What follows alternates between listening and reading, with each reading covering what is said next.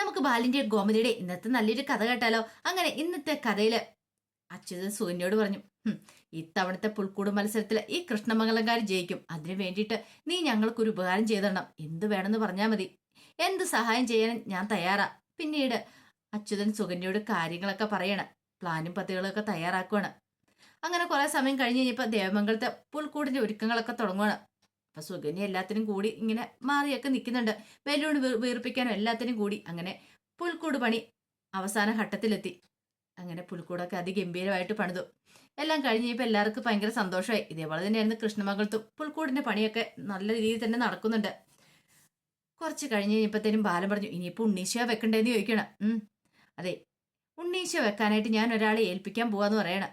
അത് കേട്ടപ്പോൾ കോമതി പറഞ്ഞു, അല്ല ബാലേട്ടനല്ലേ ഉണ്ണീശയെ പുൽക്കൂട്ടി വെക്കുന്നേ, ഞാനല്ലാന്ന് പറയണം. അത് കേട്ടതും ഹാരി പറഞ്ഞു, അങ്ങനെയാണ് മിക്കവാറും അമ്മയായിരിക്കും. ഏ അമ്മയല്ലാന്ന് പറയണം. ഈ സമയം കോമതി എടുത്ത്, ഞാനല്ലേ, പിന്നീട് ആരായിരിക്കും വെക്കുന്നേ? അപ്പോഴേക്കും ആര്യം പറഞ്ഞു, എങ്കിലും എന്നെ കൊണ്ട് വെപ്പിക്കാനായിരിക്കും. അതുമല്ല. ആനന്ദ് പറഞ്ഞു, എടാ നിങ്ങൾ ആരുമല്ല, ഞാനായിരിക്കും വെക്കാനായിട്ട് പോകുന്നത്. അച്ഛൻ എന്നെ ആയിരിക്കും മനസ്സിൽ കണ്ടിരിക്കുന്നത്. അതുമല്ല എന്ന് പറഞ്ഞു. സുകന്യ ഇപ്പൊ ഈ സമയത്തേക്ക് ഇങ്ങനെ മാറി നിൽക്കുന്നുണ്ട്, ബലൂണൊക്കെ വീർപ്പിച്ച്. ഇനി ആരായിരിക്കും?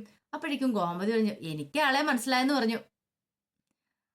മീനാക്ഷിയും പറഞ്ഞു, എനിക്കും ആളെ മനസ്സിലായിട്ടുണ്ട്. അപ്പൊ സുകന്യ ഓർത്ത്, ഇനിയിപ്പൊ തന്നെയാണോ ഏൽപ്പിക്കുന്നത്? പുൽക്കൂടിനകത്തേക്ക് ഉണ്ണീശയെ വെക്കാനായിട്ട് തന്നെയാണോ ഏൽപ്പിക്കുന്ന ഒരു ചിന്ത മനസ്സിലുണ്ടാവുകയാണ്. സുകന്യ ഭയങ്കര സെറ്റപ്പിലേക്ക് നിൽക്കുകയാണ്.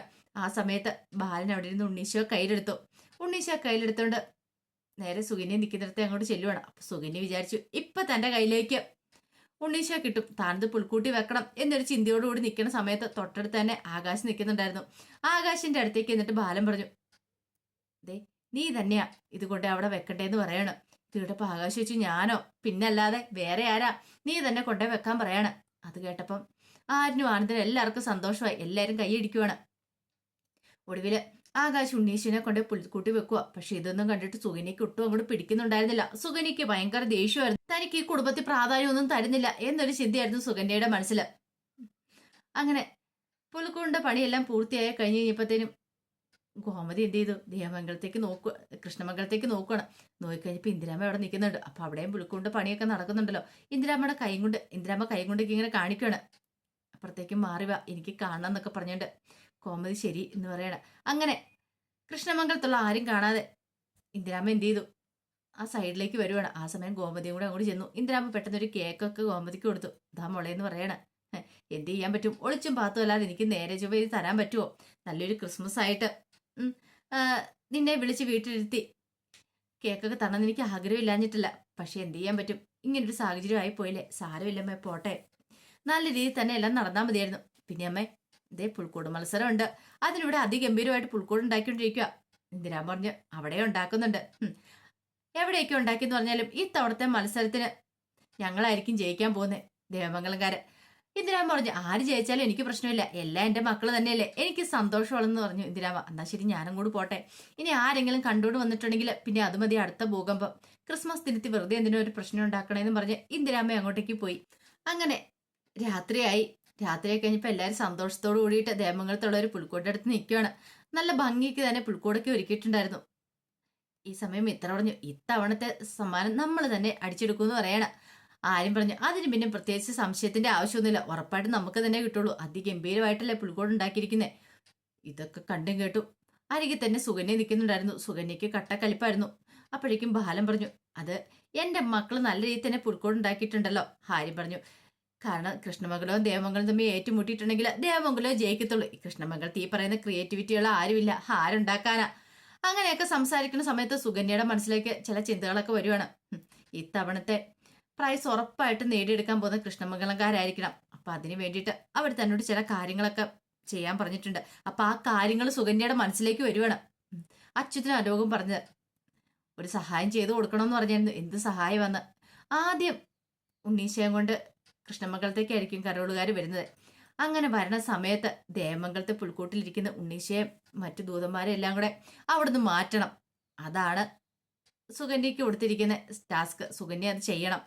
കാരണം കൃഷ്ണമംഗലത്ത് വന്ന് കരോളുകാർ കൊട്ടിപ്പാടി തിരികെ ദേവമംഗലത്തേക്കാണ് ചെന്ന് കയറുന്നത്. ആ കുറഞ്ഞ സമയങ്ങൾ കൊണ്ട് എന്താണെങ്കിലും ബാലിന് ഒരു കാരണവശാലും ഉണ്ണീശയോ പിന്നെ ബാക്കി ആരും സംഘടിപ്പിക്കാനൊന്നും പറ്റില്ല. പിന്നെ അവർക്ക് ഫസ്റ്റ് പ്രൈസ് ഒന്നും കിട്ടാൻ പോകുന്നില്ല.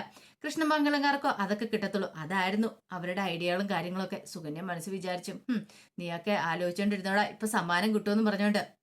സുകന്യ ഉള്ളിടത്തോളം കാലം അത് കിട്ടാൻ പോകുന്നില്ല. സുകന്യക്ക് അറിയാം എന്ത് ചെയ്യണമെന്ന്. അങ്ങനെയൊക്കെ മനസ്സ് കരുതിയിട്ട് സുകന്യ ഇങ്ങനെ നോക്കി നിൽക്കുവാണ്. പിന്നീട് കൃഷ്ണമംഗലത്തേക്ക് കരോളുകാരൻ കൂടി ചെല്ലുവാണ്. അവിടെ ചെന്ന് കൊട്ടിപ്പാടി അങ്ങനെ ആഘോഷമാക്കുന്ന സമയത്ത് ദേവമംഗലത്ത് മീനാക്ഷി ആണെങ്കിൽ പുൽക്കൂടിന്റെ അടുത്തേക്ക് നോയിക്കഴിഞ്ഞപ്പോ അതിനകത്ത് രൂപങ്ങളൊന്നും ഇല്ല. അമ്മയെന്ന് വിളിച്ചോണ്ട് മീനാക്ഷി അലറി വിളിച്ച് അകത്തേക്ക് എറിച്ചു. എന്താ എന്തേ നമ്മുടെ ഉണ്ണീശേനെ ബാക്കി രൂപങ്ങളൊന്നും കാണുന്നില്ലെന്ന് പറയണേ. ഇനിയിപ്പോ എന്ത് ചെയ്യും? എല്ലാരും ആകെപ്പാടെ വല്ലാത്തൊരു ടെൻഷനായി. കുറഞ്ഞ സമയം മാത്രമേ ഉള്ളൂ. ഇപ്പത്തേക്കും അവരവിടെ നിന്ന് ഇങ്ങോട്ടേക്ക് വരും. ഇപ്പോഴവരവിടെ നിന്ന് ഇങ്ങോട്ടേക്ക് വരുന്ന സമയത്ത് എന്ത് ചെയ്യും? രൂപങ്ങളൊന്നും ഇല്ലോ എന്നൊരു ടെൻഷൻ എല്ലാവരുടെ മനസ്സിലുണ്ട്. ഇത്തിരി കഴിഞ്ഞപ്പോഴത്തേനും കൃഷ്ണമംഗലത്തെ കൊട്ടും പാട്ടും കഴിഞ്ഞിട്ട് എല്ലാരും കൂടെ നേരെ ദേവമംഗലത്തേക്ക് വരുവാണ്. അപ്പൊ ഈ സമയം സുകന്യാണെങ്കിൽ നല്ല സന്തോഷത്തിലായിരുന്നു ആദ്യം. കാരണം സുകന്യയെ ഏൽപ്പിച്ച പണി സുകന്യ നല്ല ഭംഗിക്ക് ചെയ്യുക തന്നെ ചെയ്തു. അപ്പൊ ആ ഒരു സന്തോഷത്തിലായിരുന്നു ആലോകും അച്യുതനും ഒക്കെ ഉണ്ടായിരുന്നേ. ഇപ്പൊ തന്നെ കണ്ടു അവരെല്ലാവരുടെ മുന്നിൽ നാണം കെടാൻ പോകുന്നേ എന്നൊരു ചിന്തയോട് കൂടിയിട്ട് അവർ സന്തോഷത്തോടെ നിൽക്കുകയാണ്. ഇത്തിരി കഴിഞ്ഞപ്പോഴത്തേനും അവരങ്ങോട്ട് വന്നു. പുൽക്കൂടിന്റെ അടുത്ത് വന്നു കഴിഞ്ഞു. പുൽക്കൂട് ആകെപ്പാടെ നോക്കുകയാണ്. അതിനുശേഷം അവരെന്റെ ഫോട്ടോസും കാര്യങ്ങളൊക്കെ എടുക്കുന്നുണ്ട്. പിന്നീട് പറഞ്ഞു, ബാലേട്ട പുൽക്കൂട് അതിഗംഭീരമായിട്ടുണ്ടെന്ന് പറയണം. 90 വീടുകളുണ്ടായിരുന്നു ഈ തവണ മത്സരത്തിന്. അതിനെല്ലാം പിന്നിലാക്കിക്കൊണ്ട് ബാലേട്ടനാണ് ഈ തവണത്തെ പുൽക്കൂണ്ട് പ്രൈസ് കിട്ടാൻ പോകുന്നത്. അത് ഫസ്റ്റ് പ്രൈസ് തന്നെ. അത്ര ഗംഭീരമായിട്ടല്ലേ തയ്യാറാക്കിയിരിക്കുന്നു പറഞ്ഞു. അത് കേട്ടപ്പോ ബാലനും ഗോമതിക്കും എല്ലാവർക്കും ഭയങ്കര സന്തോഷമായി.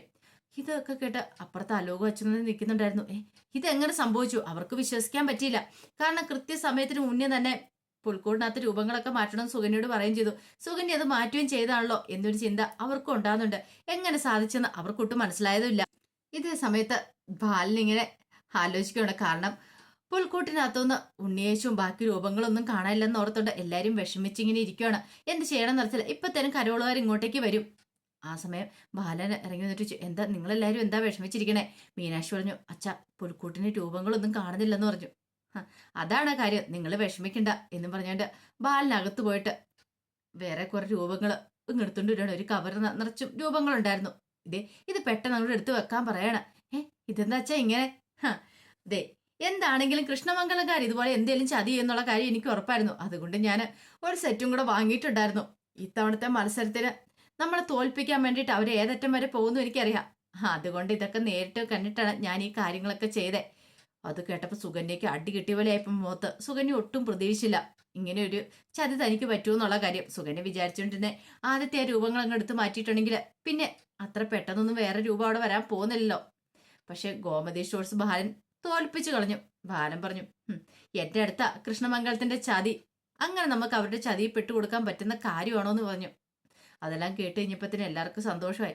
ആ സമയം ആകാശം മനസ്സിൽ കരുതി, അപ്പൊ ഗോമതി സ്റ്റോഴ്സ് ബാലന് അറിയായിരുന്നു താൻ കൊണ്ടുവന്ന് വെക്കുന്ന ഉണ്ണീശു അവിടെ ഇരിക്കില്ലെന്ന്. അതാണ് എക്സ്ട്രാ വാങ്ങിച്ച് എന്നൊക്കെ മനസ്സിൽ വിചാരിക്കുക. പക്ഷെ ഈ സമയത്ത് അലോകും അച്യുതനൊക്കെ ശരിക്കും നാണം കിട്ടും.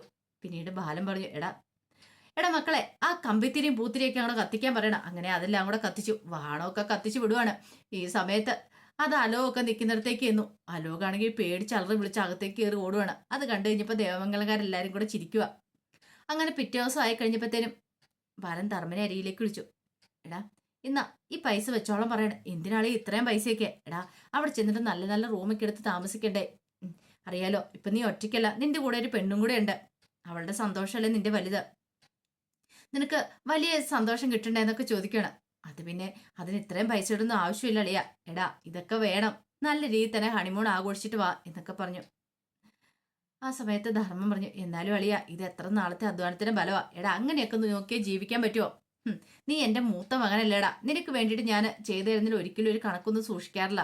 എത്ര ചെയ്തു തന്നാലും എനിക്ക് മതിയാകത്തുമില്ല. ധൈര്യമായിട്ട് പോയി അടിച്ചു പൊളിച്ചിട്ട് വരാനൊക്കെ പറയണ.